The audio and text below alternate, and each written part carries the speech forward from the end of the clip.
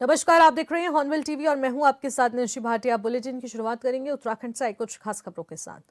CM Pushkar Singh Dhami गुरुवार को रुद्रपुर पहुंचे, जहां उन्होंने पंडित राम सुमेर शुक्ल राजकीय मेडिकल कॉलेज में आयोजित शिलापट अनावरण और स्मृति समारोह में शिरकत की। इस मौके पर उनका भव्य स्वागत किया गया। कार्यक्रम में सीएम ने धामी ने यहां डॉक्टरों और सामाजिक कार्यकर्ताओं का भी सम्मान किया। अपने संबोधन में उन्होंने स्वास्थ्य सुविधाओं, सरकार की ओर से चलाई जा रही योजनाओं के संबंध में जानकारी दी।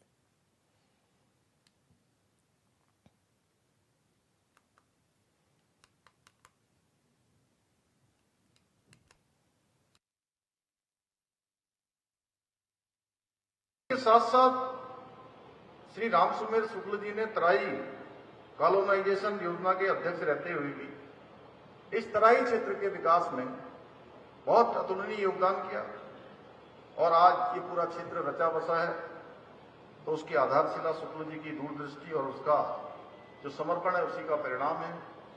आज उन्हीं की राह पर चलते हुए हमारे राजेश शुक्ला जी हों, दिनेश शुक्ला जी हों, दोनों भाई हों, उनका परिवार हो, आज उस दिशा में समाज सेवा के क्षेत्र में निरंतर उनके कामों को आगे बढ़ाने का काम कर रहे हैं और इस क्षेत्र के समग्र विकास के लिए समर्पित हैं। भाइयों बहनों, आज आदरणीय प्रधानमंत्री जी के कुशल नेतृत्व में और उनके मार्गदर्शन में उत्तराखंड राज्य भी विकास और समृद्धि के अनेक नए कीर्तिमान स्थापित कर रहा है। आज पूरे देश के अंदर जो हम फैसले ले रहे हैं, माननीय प्रधानमंत्री नरेंद्र मोदी जी की प्रेरणा से, उनके मार्गदर्शन में, वो फैसले पूरे देश के लिए एक उदाहरण बन रहे हैं। पूरा देश उसको एक उदाहरण के रूप में देख रहा है। आज हमारी सरकार के द्वारा राज्य के शहरों से लेकर सुदूर पर्वतीय गांवों तक सड़क, शिक्षा, पेयजल सहित सभी महत्वपूर्ण क्षेत्रों में आज इंफ्रास्ट्रक्चर को मजबूत किया जा रहा है। हमारी सरकार द्वारा जनपद उधम सिंह नगर और रुद्रपुर क्षेत्र के विकास के लिए भी विभिन्न विकास परियोजनाओं पर कार्य किया जा रहा है। हमारी सरकार द्वारा रुद्रपुर में गुणवत्तापूर्ण स्वास्थ्य सेवाएं उपलब्ध कराने के उद्देश्य से श्रद्धेय पंडित राम सुमेर शुक्ल जी के नाम पर ये मेडिकल कॉलेज का निर्माण कराया जा रहा है। मेरा निर्माण एजेंसी से, हमारे जिलाधिकारी से सबसे ये कहना है कि इस वित्तीय वर्ष के समाप्त होते होते इस मेडिकल कॉलेज का निर्माण कार्य भी पूरा हो जाए और इसमें जो भी धनराशि की आवश्यकता है उस धनराशि का प्रबंध हम राज्य की तरफ से करेंगे। जो केंद्र का पैसा है वो पैसा केंद्र से जो मिलना है वो मिल रहा है। कुछ विलंब भी हुआ है, लेकिन अब इसमें और विलंब नहीं होना चाहिए, क्योंकि ये मेडिकल कॉलेज हमारा बहुत महत्वपूर्ण मेडिकल कॉलेज है। इसके साथ ही हम अनेक यहाँ पर जो बाईपास, रुद्रपुर बाईपास निर्माण कार्य भी करा रहे हैं। रुद्रपुर, खटीमा, गदरपुर, जसपुर, ये सब क्षेत्र को जोड़ने वाली अनेक सड़कों का विस्तारीकरण भी कर रहे हैं। इसके साथ ही लगभग 55 करोड़ रुपए की लागत से मानू नगर, गदरपुर से दिनेशपुर, मतकोटा होकर सीधे हल्द्वानी को जोड़ने वाले मार्ग का काम भी प्रारंभ हो गया है। उसका भी सुदृढ़ीकरण करवा रहे हैं। पिछले दिनों इसका हम लोगों ने जो है इस कार्य को प्रारंभ किया था। इतना ही नहीं, इस क्षेत्र में रुद्रपुर रेलवे स्टेशन के नवीनीकरण के साथ साथ नई सिंगल लाइनें और 2 रेल ओवरब्रिजों का निर्माण कार्य भी कराया जा रहा है। और रुद्रपुर में जो ड्रेनेज की, जल भराव की बड़ी समस्या है, उसके समाधान के लिए भी मास्टर ड्रेनेज प्लान को मंजूरी दी है। हमारे विधायक जी और मेयर साहब और हमारे शुक्ला जी, सारे लोग इसको जो है लगातार, हमारे सभी जनप्रतिनिधि इसको आगे बढ़ाने का काम करते हैं। साथ ही सार्वजनिक स्थानों पर महिलाओं के लिए पिंक टॉयलेट्स का निर्माण कार्य भी प्रगति पर है कि ये हमारे राज्य में महिलाओं के सशक्तिकरण के लिए, उनकी सुरक्षा के लिए भी जरूरी है। इतना ही नहीं, रुद्रपुर में 15 करोड़ रुपए की लागत से उत्तराखंड के पहले कंप्रेस्ड बायोगैस प्लांट का निर्माण कार्य भी कराया जा रहा है। साथ ही 17 करोड़ रुपए की लागत से एक एडवांस कूड़ा प्रबंधन प्लांट भी यहां पर स्थापित किया गया है। भाइयों बहनों, आज यदि हम उधम सिंह नगर जनपद की बात करें तो 100 एकड़ भूमि पर सैकड़ों करोड़ रुपए की लागत से, कई सैकड़ों करोड़ रुपए की लागत से जो किच्छा का एम्स, ऋषिकेश एम्स के सैटेलाइट सेंटर का निर्माण कार्य की प्रगति पर है और हमारा प्रयास होगा कि जल्दी से जल्दी वहां भी बेहतरीन स्वास्थ्य सेवाएं हमारे आम जन को मिले, एक एक व्यक्ति को मिले, उनको बेहतर स्वास्थ्य सेवाओं के लिए यहां से बाहर न जाना पड़े, यहीं पर सारी सुविधाएं, यहीं पर उनको सारी सुविधाएं मिल जाएं। और कई बार जब हम एम्स की बात करते हैं तो मुझे लगता है कि हम लोगों को लगता है कि बहुत सामान्य सा काम है। देखिए, मैं प्रधानमंत्री नरेंद्र मोदी जी का बहुत धन्यवाद करना चाहता हूं। हमारे राज्य उत्तराखंड से तो मैं प्रधानमंत्री जी का बहुत धन्यवाद करता हूं कि हमारे राज्य उत्तराखंड से सैली जी, आप तो जरूरी बात बाद में कर लेंगे, आपसे कोई बात होगी तो मुझे बता दीजिए।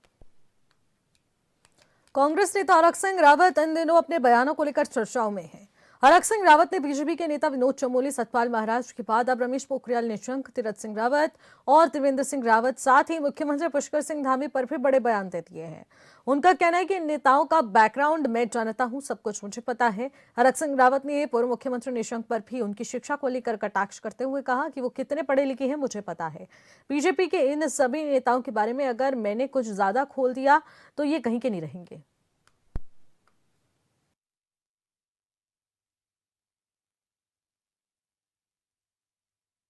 इसलिए नहीं बोल रहे हैं, इसलिए नहीं बोल रहे हैं कि मेरे पास सबकी फाइल है कुंडली।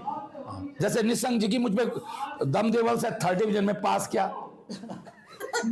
और वो भी 3rd डिवीजन में मार्कशीट नहीं है।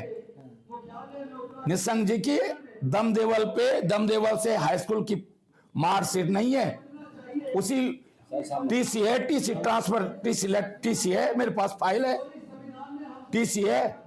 उसके आधार पर मनीष अफवार प्रमुख सचिव स्वास्थ्य थी, उसके आधार पर उनका पासपोर्ट बनाया निशंक जी का, हाई स्कूल की 3rd डिवीजन की टीसी के आधार पर। अब मुझे नहीं पता, उन्होंने एमए हिंदी से दिखाया गढ़वाल विश्वविद्यालय, मैं तो विश्वविद्यालय में रहा हूं, मैंने तो पिछले 40 साल का सारा रिकॉर्ड देख लिया कि निशंक जी के नाम का ही एमए हिंदी से निकल जाए कि कब उन्होंने एमए हिंदी से किया।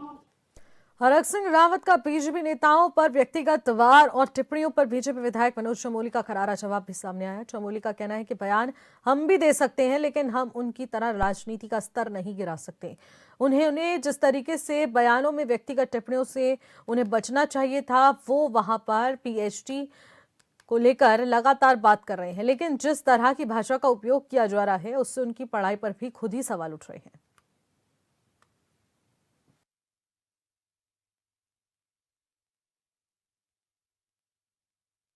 तो मुझे ध्यान में नहीं है, क्योंकि मेरी माँ तो स्वर्गवासी हो गई है। इस बीच में उनका नाम लेना वैसे भी ठीक नहीं होता है, भाई माँ मेरी रही नहीं।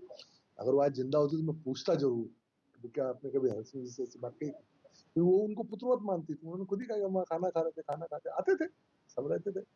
वो जैसे मुझसे प्यार करते थे, मेरे यार दोस्तों को भी प्यार करते थे। तो हो सकता है उसने कह दिया, मैं नहीं कह सकता, लेकिन आज वो है नहीं, इसलिए उसको कहा नहीं जा सकता उन्होंने क्या कहा क्या नहीं कहा। अरे मेरे पिताजी की बात, मेरे पिताजी अधिकारी रहे, और स्वाभाविक बहुत बात है कि जब मैं भारतीय जनता पार्टी का कार्यकर्ता हूँ और आप लोग मिनिस्टर रहे, ये सरकारें हमारी रही है, कभी कोई ऐसे मौका भी पड़ा हो तो बात तो करनी पड़ती है, प्रयास भी किए जाते हैं। लेकिन बातों को इसके लिए इस्तेमाल करें कि हम कैसे इनको लेट डाउन करें, कैसे इनको छोटा साबित करें, कैसे अपने आप को बड़ा साबित करें, ये मैं कह रहा हूँ उनका जो शिक्षा है, जो उनका स्तर है, उस पर सूट नहीं कर रहा है, उस पर सूट नहीं कर रहा है। और हमको इस तरह की व्यक्तिगत बातें करने से बचना चाहिए। उन्होंने मेरे लिए नहीं कहा, उन्होंने महाराज जी के लिए भी कहा। इतना बड़ा हमारे पास एक बड़ा व्यक्तित्व का व्यक्ति है। आपने महेंद्र भट्ट को नहीं छोड़ा, आपने तीरथ को नहीं छोड़ा, आपने त्रिवेंद्र जी को नहीं छोड़ा। हरिद्वार में किसानों ने सीएम धामी का गर्मजोशी के साथ स्वागत किया। फूलमाला पहनाकर पुष्प वर्षा कर उनका सम्मान किया गया। वहीं सीएम ने सम्मान के लिए किसानों का आभार व्यक्त करते हुए कहा कि सरकार किसानों के हितों को सर्वोच्च प्राथमिकता देती है।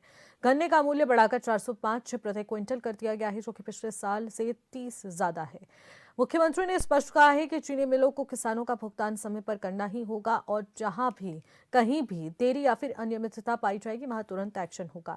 तो वहीं गन्ना मूल्य के इस मुद्दे पर राजनीति भी शुरू हो चुकी है। झबरेड़ा से कांग्रेस के विधायक वीरेंद्र जाती ने सरकार पर तीखा हमला बोला है और कहा कि महंगाई, डीजल, कीटनाशक और मजदूर के दरों का यहां पर अनुपात गन्ना मूल्य का पर्याप्त नहीं है।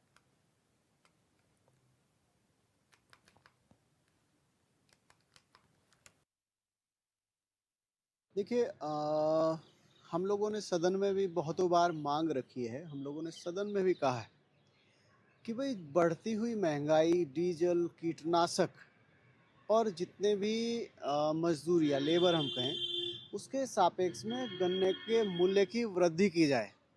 लेकिन ये जो सरकार ने किया है, बस हम लोग क्या कर रहे हैं, कॉपी पेस्ट कर रहे हैं। हम लोग उत्तर प्रदेश को कॉपी किया और उत्तराखंड में गन्ने के मूल्य को पेस्ट कर दिया। इससे ज़्यादा हमारी सरकार, हमारे माननीय मुख्यमंत्री जी कुछ ज़्यादा कर नहीं पा रहे हैं। मैंने बहुत सारी योजनाओं में देखा है और हम लोगों ने कहा है कि भाई आप पंजाब की तर्ज पर या अन्य प्रदेशों की तर्ज पर गन्ने का मूल्य बढ़ाइए। अगर हम महंगाई के सापेक्ष कहें तो कम से कम 500 रुपया प्रति क्विंटल गन्ने का भाव जो है होना चाहिए। किसान तभी आय दोगुना की तरफ चल सकता है।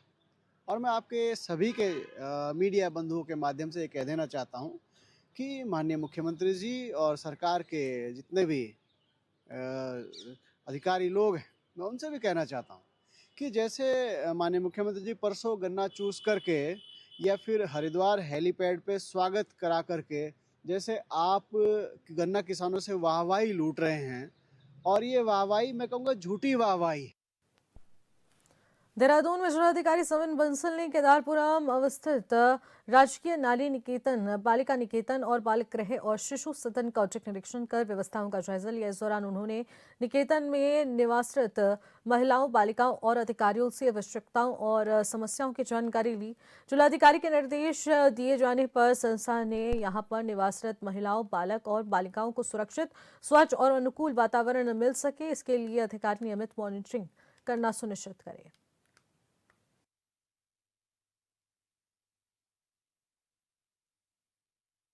हमारा जो राजकीय नारी निकेतन, शिशु निकेतन, बालिका निकेतन, जुवेनाइल होम, ये सारे हमारे बहुत इम्पोर्टेंट इंस्टीट्यूशंस हैं और यहाँ पे हमारे ऐसे खास वर्ग के शिशु, बच्चे और महिलाएं सुरक्षित रहती हैं जिनको एक्स्ट्रा केयर की और एक्स्ट्रा काउंसलिंग की ज़रूरत है मुख्य धारा से जोड़ने के लिए।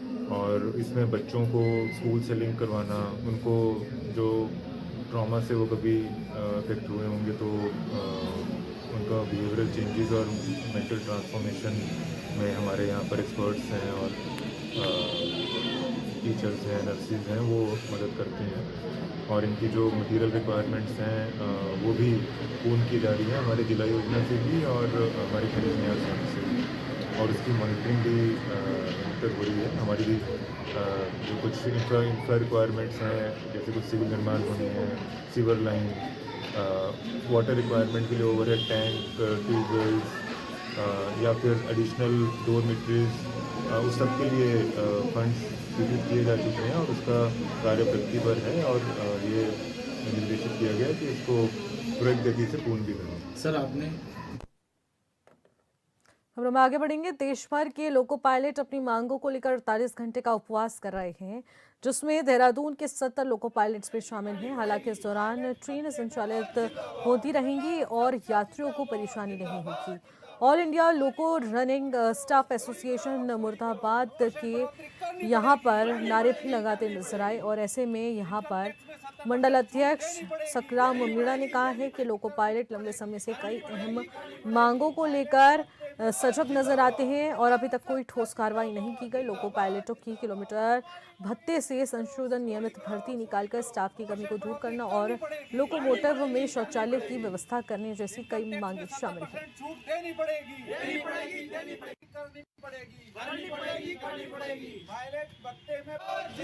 मैं मंडल कार्यकारी अध्यक्ष एलआर साहब मुरादाबाद से सकराम मीना, और हमारा धरना प्रदर्शन मैं भूख हड़ताल ना समझ के, भूख एक तरह से उपवास है हमारा 48 घंटे का।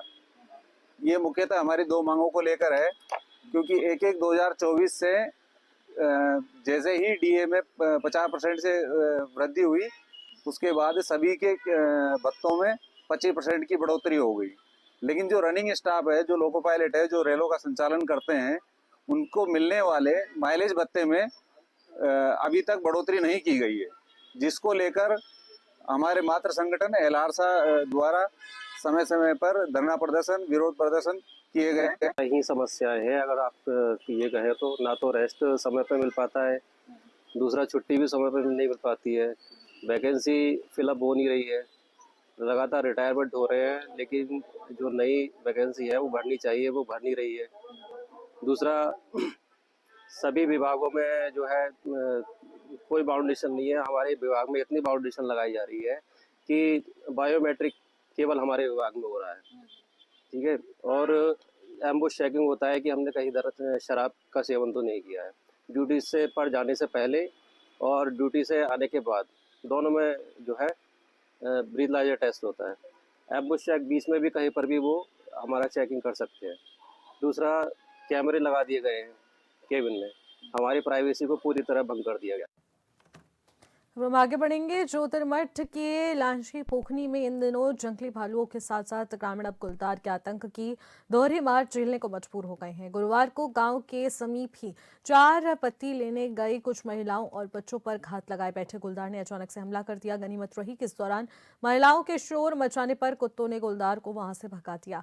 घटना के बाद से ही गांव के लोगों को आवाजाही और बच्चों को स्कूल जाने में डर लग रहा है। तो वहीं पंचायत सरपंच दिनेश राणा ने वन विभाग और शासन प्रशासन को अल्टीमेटम जारी करते हुए कहा कि जल्द लांची गांव के ग्रामीणों को जंगली जानवरों से निजात दिलाई जाए।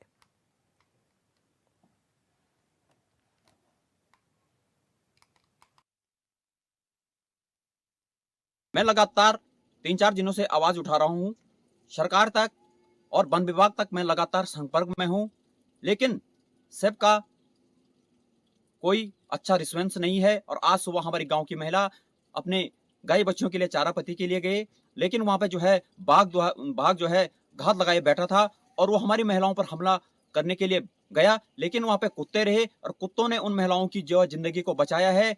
लेकिन कब तक हम ऐसे डरे सहमे में रहेंगे? हमारा जीना मुश्किल हो गया है। हमारा जो है यहाँ पे सारे रास्ते पैदल के हैं, 3-3, 4-4, 5-5 किलोमीटर हम पैदल नहीं जा पा रहे हैं। हमारे बच्चे यहाँ से स्कूल नहीं जा पा रहे हैं, लेकिन सरकार और वन विभाग अभी भी मौन बैठा हुआ है। और देखते हैं, हम लोग अब चुप बैठने वाले नहीं हैं और हम सरकार और वन विभागों के कार्यालयों में तालाबंदी करेंगे। और ये मैं अंतिम चेतावनी देना चाहता हूँ सरकार और वन विभाग को।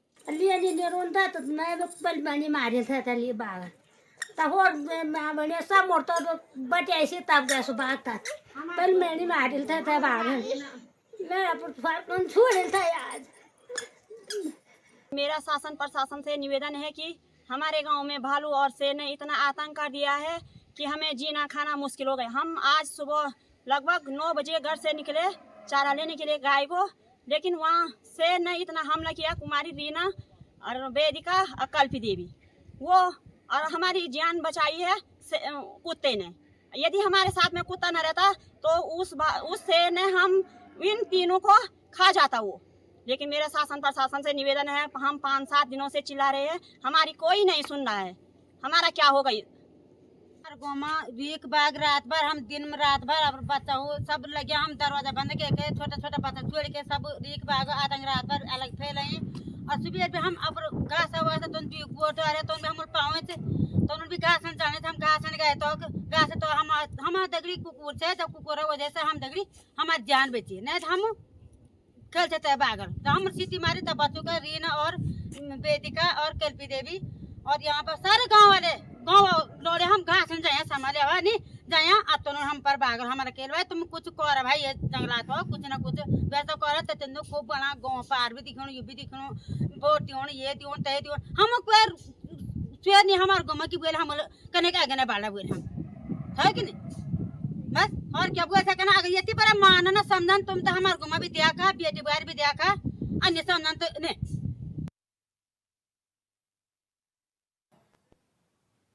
तो भालुओं के बाद अब गुलदार से दहशत का माहौल ग्रामीणों में बना हुआ है। महिलाओं और बच्चियों पर हमला किया जा रहा है। तो इसी खबर पर ज्यादा जानकारी के साथ हमारे संवाददाता संजय कुएं हमारे साथ सीधे फोन लाइन के जरिए जुड़ रहे हैं। संजय, देखने को मिल रहा है कि वन्य जीव संघर्ष थमने का नाम नहीं ले रहा है। भालुओं के बाद अब गुलदार की दहशत भी उन ग्रामीणों में बन चुकी है, लेकिन वन विभाग क्या कर रहा है? अब देखिए, जो ये गांव है लाजी गांव, ये जोतरीमठ का दूरस्थ गांव है और ये लाजी पोखनी क्षेत्र में विगत एक सप्ताह से लगातार लोग जो है भालुओं के हमले से परेशान थे। देर रात तक जगह के साथ साथ जो वन कर्मी है वो भी गश्त लगाते, बावजूद इसके वन कर्मियों की गश्त के दौरान ही जो है भालू जो इन गाँव की जो लोग ग्रामीणों की जो गौशाला है उनमें जो है अटैक कर देता और पशुधन को हानि पहुंचाता था। इसी बीच आज सुबह जो है ये गुलदार की जो ये घटना, जो हमले की घटना हुई है, गनीमत ये रही कि जो उनके साथ गांव के जो पालतू कुत्ते होते हैं वो भी जो है चारा पत्ती लेने गई, जो महिलाएं और बच्चे उनके साथ वहां मौजूद थे। तो इस दौरान जो है हमले में जो है कुत्तों ने जो है मदद की और कुत्तों की मदद से ही जो इन दो बेटियों की और एक जो महिला है उसकी जान जो है बची है। नहीं तो बड़ा हादसा जो है यहाँ पे हो जाता। इसके बाद जो ग्रामीण है उनका जो है वन विभाग के प्रति काफी आक्रोश साफ दिखाई दे रहा है और जिन पे ये हमला हुआ है उन्हें भी जो है वो भी जो है अभी सदमे में है कि किस तरह जो है उनकी जान जो है बची है। और ग्रामीणों का कहना है, अभी हमारे जो वन सरपंच से भी बात हुई थी तो उनका भी यही कहना है कि लगातार पिछले 14-15 दिनों से वन विभाग प्रशासन शासन को लगातार जो है इन वन्य जीव जो संघर्ष यहाँ पे चल रहा है इनसे निजात दिलाने की मांग की जा रही है। और अब अगर विभाग जो है मदद नहीं करता है तो ग्रामीण जो है जिला मुख्यालय पहुंच करके जो वन विभाग के जो अधिकारी हैं उनके कार्यालय हैं बिल्कुल, और इसके बाद भी विभाग नहीं चेता तो ये बहुत बड़ा सवाल पैदा हो जाएगा। संजय, इस खबर पर नजर बनाए रखिएगा। बहुत बहुत शुक्रिया फिलहाल तमाम जानकारी के लिए। फिलहाल इन खबरों में इतना ही। आप देखते रहिएगा हॉर्नबिल टीवी। नमस्कार।